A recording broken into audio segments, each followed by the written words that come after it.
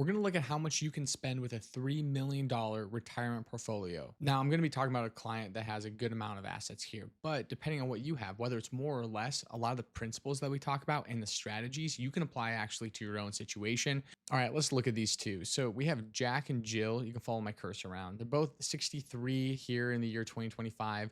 For the sake of simplicity, I have them being the same exact age, same exact birth date. It would just make things a lot easier as we record. It's not always going to be that way. So there's going to be more complications when you're looking at your own situation, but that's what we're going to have for right now. So let's look at a few things about Jack and Jill. So they're going to retire in 2026. This is when their retirement starts and a lot of their goals begin. We're going to go over that. So their investment assets, we have them at right at 3 million, right on the money. There's a taxable account. And so that's really just a non-retirement type of investment account. There's a lot of unique things that you can do with that account and a lot of ways that you can actually do a lot of good tax planning, but you don't have the unique tax benefits that you get from retirement accounts.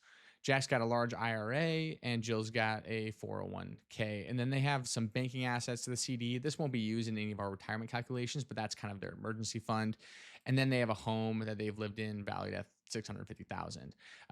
Would be a really nice home a couple years ago, but the way that, asset prices have gone with homes, it's like a fairly good home. Good, not the nicest home, but it's good. Let's look at from a liability standpoint, they have their mortgage. And so they're going to have that paid off. You can see in the top left corner right there, they're going to have that paid off right over here in 2034. So about another 10 years of paying this mortgage off. Good rate. So they don't want to pay it off right now. Let's look at some of their expenses. Okay. And this is going to be both their baseline expenses plus some other goals. So let's go in that first year of retirement. Let's see what they want to do.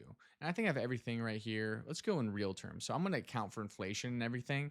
And so all these numbers might look the same over time, but that's because we account for inflation, including the asset growth. So the baseline expenses, $120,000. This is what they estimate would be a conservative number for how much they need to live off of every year. 120,000, that's $10,000 a month. And that's going to be net of taxes, right? Because you have to spend the money. And in order to get the money, you need to pay taxes on the money.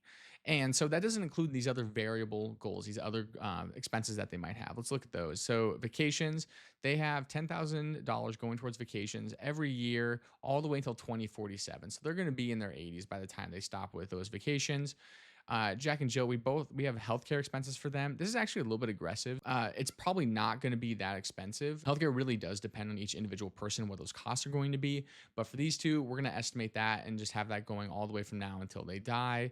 Again, even when Medicare kicks in, which we'll talk about in a little bit. They have car purchases of $20,000. I think I have this every 4 years for this couple. That's right, every 4 years. So they don't need the nicest car. After trade-in, probably every 8 years, they might want a new car each. And so we'll have it be every 4 years, they'll spend $20,000 on a vehicle. Again, that'll go up by inflation over time. And then for a while, they're going to have these mortgage payments. As we said, that's going to be paid off in like 10 years. So here's their income figure. And I don't want to get into this too much because we're going to talk about really how you can comprise this income figure in retirement and how that relates to your assets. But in our situation, they're going to be taking some pretty serious portfolio withdrawals. And then when they get to their full retirement age, which is when they are expecting to take Social Security will start kicking in. And so I'm going to pull up Social Security really quick. So Jack's primary insurance amount is going to be $3,000. This is for Jack, $3,000. And Jill's is $1,000. Well, if you go over here and you were doing some math, $36,000 is $3,000 a month. But for Jill, $1,000 a month is not $18,000. It should be $12,000. So why does she get an $18,000 a year? Well, that's because she's entitled to spousal benefits, which are some of the most powerful parts of Social Security. I've made a few different videos on that in my channel. I have a video probably linked on the screen to talk about spousal benefits. Easily one of the most powerful things, but she's entitled to 50% of Jack's benefit. So instead of getting $12,000 a year, she gets $18,000, half of Jack's. And I don't have this listed here, but they also are going to have a legacy goal of $200,000 minimum. So they always want to make sure that they are going to have $200,000 that they can leave to their heirs. So now we're going to want to look at, well, what can you make in sort of a retirement income based off of the assets that they have? So I'm going to go over a few different strategies with you. The first strategy I'm going to go over is something called the 4% rule. The 4% rule is based on a study that came out in the 90s where someone looked at all of the US stock data that they could find going back, I think, till the 20s. And they wanted to determine what's the maximum that you could live off of based off the size of your portfolio. and adjust that by inflation and never run out of money over a 30-year time horizon. So keep up with inflation, never run out of money, 30-year time horizon. And what they found is that you could take up to 4% of your retirement account and never run out of money for 30 years. Now, there are a few drawbacks though to this strategy. I'm going to go over a few of those right now. The first drawback is that rates are currently lower for a lot of fixed income products than they were back in the 60s, 70s, and 80s. I'll show you a chart really quick right here. As you can see, for much of the 60s, 70s, and 80s, rates were higher, if not double what they were right now. So bonds were providing not only that cushion and that safety in times of trouble most often, but also were providing a much higher income. So that creates a little bit of a challenge with the 4% rule. The second issue with the 4% rule is that it was based on a 30-year time horizon. People are living longer than 30 years in retirement. Now, how much longer, that depends on your own individual situation, how long you want to be retired, how early you retire, but that provides a little bit of a challenge. Now, here's the major drawback to the 4% rule. Most of the time, you could take out much more than 4% over a 30-year time horizon and be just fine. Check out this graph. If you go all the way back to, let's say, even the late 1800s or even in the early 1900s or even the middle of the 1950s, you could be taken out somewhere between 8 and 9% of your account every year over 30 years and not run out of money. So let's apply that to this situation. Really quick, I'm John, owner of AO Wealth and a finance lecturer at a Big Ten university. If you've learned anything so far, please like and subscribe. So if we're looking, they're going to be retiring. What would that $3 million look like with the 4% rule? I'll just pull up my calculator really quick. $3 million times 4%, $120,000 a year, divide that by 12, $10,000 a month. Pretty good, right? But what if it was higher? Which again, we don't know the future, but data would say, and the history would show us, it could have been, let's say 8%. What would that look like? So $3 million times 8%, 240,000, $20,000 a month. Now, granted, you still have to pay some taxes, but still, you're looking at over double of what you could have with the 4% rule, which makes sense, right? 8% is double the 4%.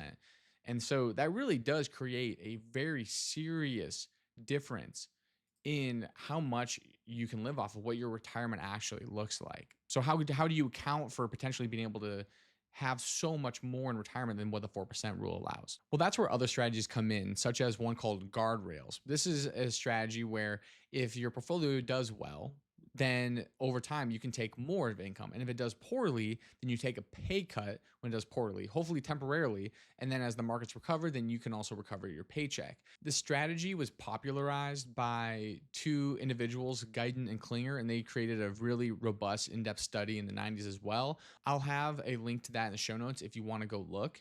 What they found is that you could probably have more like a 5%, if not a little bit higher, initial withdrawal rate if you followed some basic rules around when to increase or decrease your income from your portfolio, otherwise known as guardrails on your portfolio. And this sounds great. The problem is it does get kind of complicated to try and track and do it yourself. So let's look at our situation. Let's look at Jack and Jill and see, does the 4% rule hold up? So as we saw in their first year of retirement, what they want to do is they have expenses of $189,000. That's because they want to have baseline living expenses, $10,000 a month, and then they have other variable expenses. This is the travel, healthcare, car purchases, and paying off some of their mortgage. So all in total, that comes out to $189,000. Well, their investment account is just over $3 million in our example. So let's just take the $3 million times 0.04, $120,000. Well, 120,000 is much less than what they need, which is 190,000. So that's a serious problem. So what can they do? Well, they can implement the guardrail strategy. And so I'm going to be a little cheeky here. I do have a guardrail strategy that I use, and this is the software that we use for it. And what this is showing us is that actually you could be taking out in this situation initially over $200,000 from their portfolio if you're willing to take adjustments later on if the markets do really poorly, or you can get adjustments to the upside if it does well. Now, this may seem a little bit extreme. Let's look at what the withdrawal rate is here. 208,000 divided by, let's go over there, $3 million essentially, almost a 7% withdrawal rate. That sounds a little aggressive, but there's a couple things that are going on here. First, we're eventually going to get Social Security. So let's go to where they want to take it at 67, full retirement age. That might not be the best for them, but this is the baseline. Well, when that time comes, they're going to have some social security that comes into play and really up to over $50,000 of social security. So their with portfolio withdrawals will actually decrease. And let's look what that is like. So at that time, they'll be taking out 154,000 and their accounts are 2,840,000 divided by 2,840,000, 1, 2, 3. Again, this all accounts for inflation. These are all inflation adjusted figures. So now their withdrawal rate decreased to 5.4%, which is not that bad. This might be great, but you're wondering, well, how many times do they have to take pay cuts, right? Because that's how this whole guardrail strategy works. Well, let's go look. We can throw them through a retirement stress test. Let's look at what would happen in the Great Depression. So let's say that this couple started their retirement right before the Great Depression, right? A terrible time. Markets did awful. As you can see, stock prices lost almost 85%. Unemployment was high. But here's the thing. If you look right here, the light blue line is what they wanted to spend, right? This is like their planned spending, but the dark blue line is what they could spend in retirement using these guardrails. And really, the entire time of their whole retirement, all the way till they died, they were able to spend more than what they initially were hoping was the minimum. In this situation, over $3,800 more per month.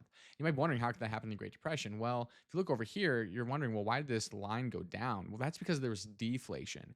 In fact, this little note here, deflation averaged negative 6.5% over a couple of years. And so that's actually fairly good. And their retirement portfolio started off around $3 million and they retired, but they ended with almost $2 million that went to their heirs, which is really good. Now, the Great Depression is a bad time to retire, but the worst time to retire is actually not the Great Depression. It would be in the 60s and 70s during stagflation. This is when you had a decrease in stock prices and high inflation. Let's go look at that. So if they started retiring during stagflation in the early 70s, late 60s, they actually kept up with their expenses but then there was a little tiny bit here 12 years after they retired where they had to take a small pay cut. But that pay cut allowed for them later to start taking pay raises, and they were spending at one point almost 20,000 more than what they initially expected per month. We can adjust that for inflation. We'll do that right here. So really you're looking at almost 4,000 more per month that you were able to spend later in your retirement versus what you initially planned to spend, which is really good. Now, again, this is assuming you're retiring like the worst time in American history to retire. So let's say you retired during stagflation. As you can see, you never were below what you initially planned for, and you were making and spending a lot more money than you, again, initially hoped for. This allows for you not to leave a bunch of money stuffed under your mattress because you are too scared to run out of money, which I get. That's a wholly justified fear in retirement. But there are some solutions so you're not running out of money and you get to enjoy retirement as well. So if you were Jack and Jill with a $3 million retirement portfolio, you probably could afford to take 120,000 out of that. I'm going to abide by the 4% rule and be fine. But later when you have Social Security, you can either add that to it. So in this situation, they would have about 170,000, a little bit more. But if you apply a guardrail strategy, which allows for you to take more over time, all while taking temporary pay cuts when the markets do poorly to make sure you don't run out of money. This couple, as you can see on the screen, they would have started off taking about $208,000. And we know that Social Security is coming in, so that's unique to this couple. But that's about the lifestyle that you could afford in retirement. You might think that's the end, but you do want to care about taxes. So let me show you something really quick. Depending on your tax strategy, you really could save a lot of money. So I'll show you this one really quick. For Jack and Jill, we have a pretty basic withdrawal plan for them. But what can we do to even save more over the course of their lifetime? And what this is showing is that if you did a Roth conversion strategy up to the 12% bucket, you could save over the course of your life, or let's say Jack and Jill's, over $500,000 in taxes. $500,000 is certainly something. Now, spread over the course of your entire retirement, that might just be a little bit per year, but that really adds up. I believe in paying the IRS what you owe, but not leaving a tip. And there's even more that we would want to discuss with Jack and Jill. Maybe 67 is not the best time to be taking their Social Security. Maybe they should be doing it later. And if they do it later, how could that change then what they are allowed or able to take out early in retirement before Social Security begins? It really just, that's the nature of planning. But as you can see with some basic strategies, you can have a pretty sizable retirement on a $3 million portfolio. You won't be able to go buy a super yacht, but there are some vacations in your future. Thanks for tuning in. If you learned anything, please like and subscribe. I hope to see you again.